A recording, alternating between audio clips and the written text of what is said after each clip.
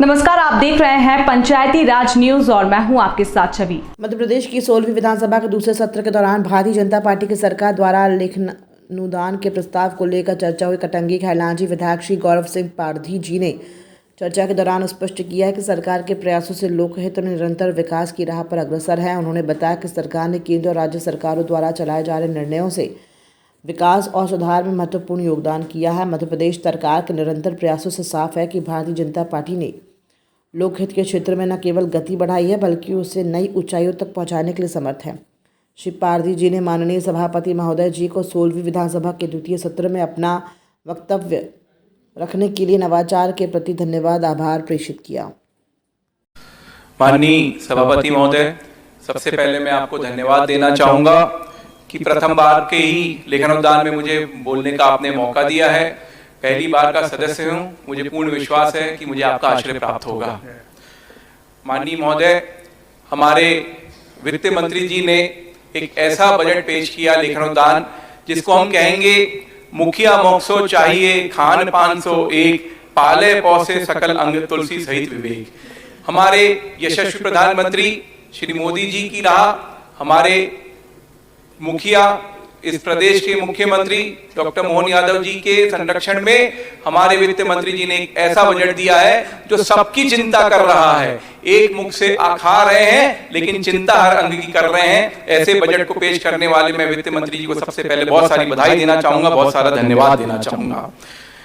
अनेकों चीजें की गई जो मेरे पहले वक्ताओं के द्वारा बताई गई है, लेकिन जो विशेष बात मैं आपके ध्यान में लाना चाहूंगा कि इस लेखानुदान में लगभग 12% राशि जो है वो अधोसंरचना विकास के लिए रखी गई है। इससे हमारे मां नर्मदा के तट पे निवास करने वाले अनेकों लोग हैं और रीवा से लेके मालवा तक का अंचल मां की पुकार से चिंता करता है। तो मां नर्मदा का जितना हमको जल मिला है उस जल का पूरा उपयोग करने में हमको सहयोग मिलेगा। हमारे अभी भाई बोल रहे थे, जनजाति क्षेत्र में हमारे प्रधानमंत्री जी की जनमन योजना के तहत चाहे वो बिजली की समस्या हो आपकी या सड़क की समस्या हो, सारी समस्याओं का हल होगा। आप चिंता मत कीजिए, थोड़ा थोड़ा इंतजार कीजिए। साथ ही साथ स्वास्थ्य विभाग के लिए भी लगभग 5.5% राशि रखी गई है, जिसमें अनेकों व्यवस्थाएं होंगी और जिसमें मुझे पूर्ण विश्वास है कि मेरे क्षेत्र के सिविल अस्पताल की जो मेरी प्रार्थना है वो भी मुझे लगता है कि जरूर पूरी होगी। किसानों के लिए लगभग 7.5% राशि रखी गई है, इसमें सारी चीजें दी जाएंगी। बीच में एक विषय आया था कि किसानों की बिजली के लिए क्या किया जा रहा है, तो माननीय सभापति महोदय आपको बताना चाहूंगा कि पहले किसानों की बिजली के लिए एक योजना चलती थी जो 15 महीने की कांग्रेस की सरकार में खत्म कर दी गई थी। पुनः हमारी सरकार स्थापित हुई है और अटल कृषि ज्योति जो योजना है उसके माध्यम से किसानों को अनुदान पे बिजली प्रदान की जाएगी। माननीय सभापति महोदय, हम विकसित भारत का संकल्प लेके माननीय प्रधानमंत्री जी के राह में हम देखेंगे कि आने वाले समय में वर्तमान में भारत जो है 5वें नंबर की अर्थव्यवस्था है, आने वाले समय में ये 3रे नंबर की अर्थव्यवस्था बनेगी और ये हमारे यशस्वी प्रधानमंत्री श्री मोदी जी के कार्यकाल में ही बनेगी।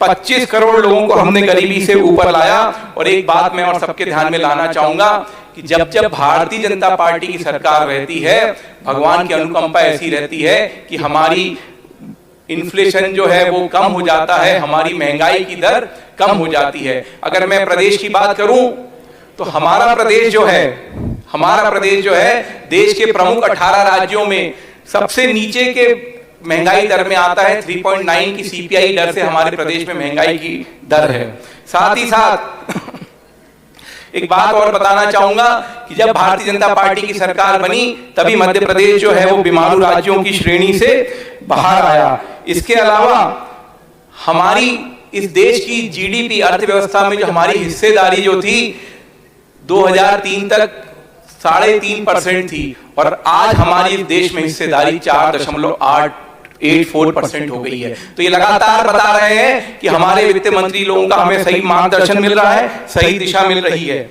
साथ ही साथ मैं एक बात और आपके ध्यान में लाना चाहूंगा माननीय महोदय जी कि हम जब बात करते हैं बेरोजगारी की तो मध्य प्रदेश की बेरोजगारी भी जो है वो कम में है। 3.2% इस देश के जो अन्य राज्यों की तुलना में हमारी बेरोजगारी भी सबसे कम है। और अभी बात कर रहे थे कि हम पूंजीगत निवेश नहीं कर रहे हैं, तो मैं ध्यान में लाना चाहूंगा कि पूर्ववर्ती जब कांग्रेस सरकारें रहती थी तो मात्र हमारे जीएसडीपी का 3% जो है वो पूंजीगत निवेश में जाता था। जब से भारतीय जनता पार्टी की सरकारें बनी है ये 4% से ज्यादा है, जो कि अपने आप में एक इतिहास है।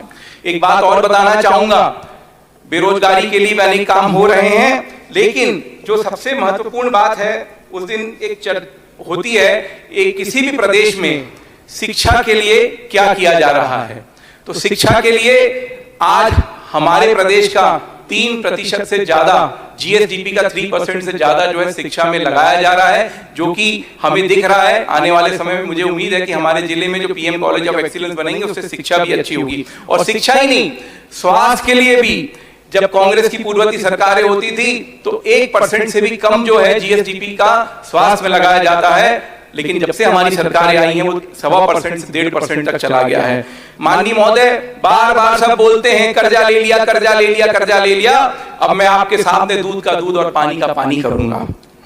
2002 में हमारे जीएसडीपी का 32% से ज्यादा अंक जो था वो कर्जा था, और आज वो 30% है। लेकिन इससे ज्यादा अच्छा पैमाना जो है वो टोटल लायबिलिटी टू जीएसडीपी होता है, और 2002 में वो 43% था और आज जो है वो 30% है।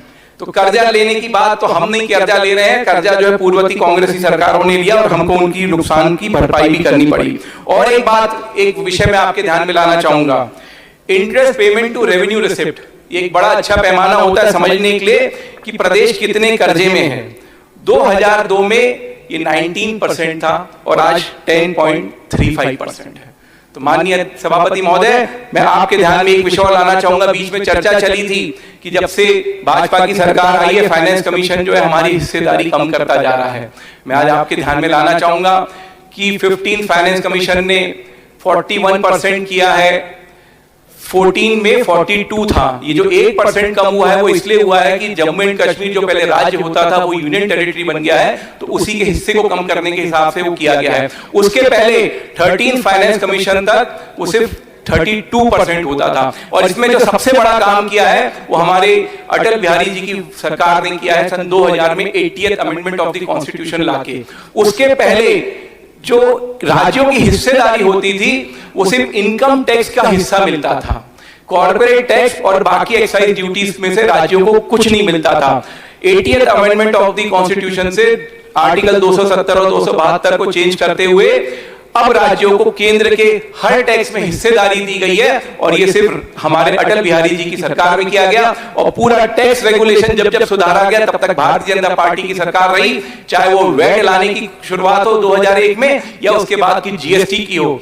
तो माननीय सभापति महोदय, भारतीय जनता पार्टी की हमारी सरकार जो है इस देश के वित्त को सुधारते हुए इस देश को विश्व की तीसरी बड़ी अर्थव्यवस्था बनाने के लिए प्रयासरत है, और इस प्रदेश को हम धीरे से बीमारू से आज 10वें नंबर पे देश के लाए हैं। आने वाले समय में हम इसको और आगे ले जाएंगे। इसके लिए मैं अपने मुख्यमंत्री जी को, हमारे वित्त मंत्री जी को बहुत सारी बधाई देना चाहता हूं, बहुत सारा आभार करना चाहता हूं कि एक अच्छा लेखानुदान लाके, अच्छे बजट ला के इस दिशा में वो हमारे प्रदेश को लाए हैं।